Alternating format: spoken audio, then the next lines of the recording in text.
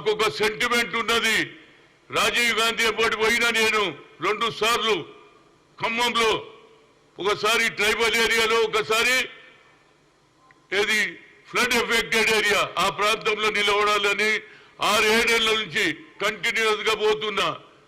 నాకంటే ఇంతకుముందు కూడా ఆనాడు నేను పీసీసీ ఉన్నప్పుడు రంగయ్య నాయుడు, అదేవిధంగా తర్వాత అవుట్ సైడర్ అయినటువంటి నాదెల్ల భాస్కరరావు, అదేవిధంగా రేణుకా చౌదరి,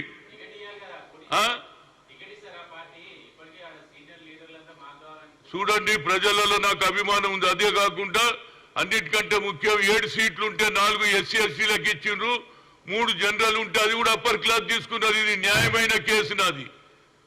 బీసీల గురించి చెప్తారు, బీసీ బిల్లు పెడతాంటారు. రాహుల్ గాంధీ ఏది we come to the power, we conduct caste wise census, జిత్తినా ఇచ్చేదారి ఉత్తి భాగీదారి అంటే నాకంటే తిరిగేటోడు ఎవడు ఉన్నాడు రా బాబు? ఇక్కడనే కాదు యావత్ భారతదేశంలో నాలక్క పనిచేసేవాడిని చూపించమనండి. ఆ కుటుంబానికి లాయల్. నాకు ఒక సెంటిమెంట్ ఉన్నది. రాజీవ్ గాంధీ గారు ఏ విధంగానైతే ట్రైబల్ ఏరియాలు తిరిగాడో ఖమ్మంలో, ఆ ప్రాంతం నుంచి నిలవడానికి 7-8 నెలల నుంచి అక్కడనే కృషి చేస్తున్నా. నాకంటే తిరిగేటోడు ఎవడున్నాడు చెప్పండి? ఇవాళ కూడా నాకు న్యాయం చేయమని అడుగుతున్నా. నాకు ఒక్కటే నమ్మికున్నది, రేవంత్ రెడ్డికి అవుట్ రైట్ సపోర్ట్ చేసిన, మొదలు వ్యతిరేకమైన సోనియా గాంధీ సపోర్ట్ చేసిన, ఆయన మీద హైకమాండ్ మీద నమ్మికున్నది. ఎట్టి పరిస్థితుల్లో ఇస్తే హైయెస్ట్ మెజార్టీతో గెలుస్తా అని చెప్తున్నా. ఇంతకంటే ఏం చెప్పాలి? ప్రజలు కోరుతున్నారు, రా హనుమంతన్న రా, మేము గెలిపిస్తాం.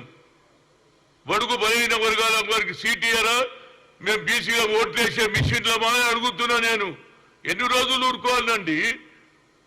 ఎవరు చూడు ఏంది అసలు? నేను ఏం తప్పు చేసినా చెప్పండి?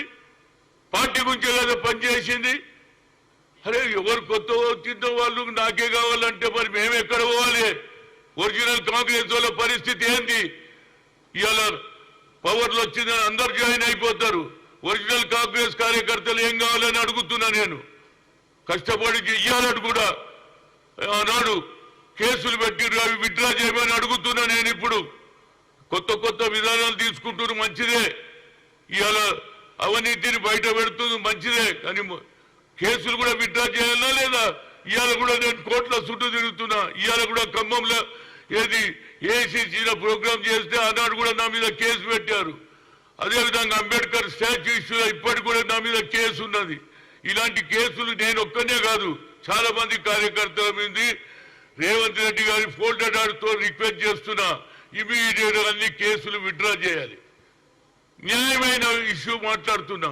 కార్యకర్త ఏది ఎలాంటి ఆలోచన చేయకుండా పార్టీ అయినా ముఖ్యమని జెండా మోసి జైలుకు పోయి పోలీస్ స్టేషన్లు తిరిగారు. వాళ్లకు సరి అయిన న్యాయం చేయాలని కోరుతున్నా. తప్పనిసరిగా నేను పోటీ చేస్తా. లాస్ట్ టైం కూడా నాకు అన్యాయం జరిగింది. ఓడిపోయిన వాళ్ళందరికీ కూడా పార్లమెంట్ టికెట్ ఇచ్చారు, నేను నోరు మూసుకున్నా. ఎందుకంటే పార్టీ ఇంట్రెస్ట్ లో. ఇప్పుడు కూడా నేను ఊరుకుందాం అనుకున్నా, కానీ ఊరుకుంటే న్యాయం జరిగేటట్లేదు. నాకే అన్యాయం జరిగితే రేపు కింది వారికి ఏమవుతుందని నేను అడుగుతున్నా. మరిన్ని వీడియోస్ కోసం ఛానల్ ని సబ్స్క్రైబ్ చేయండి. లేటెస్ట్ అప్డేట్స్ కోసం వాట్సాప్ ఛానల్ ని ఫాలో చేయండి. అండ్ లింక్ డిస్క్రిప్షన్ లో ఉంది.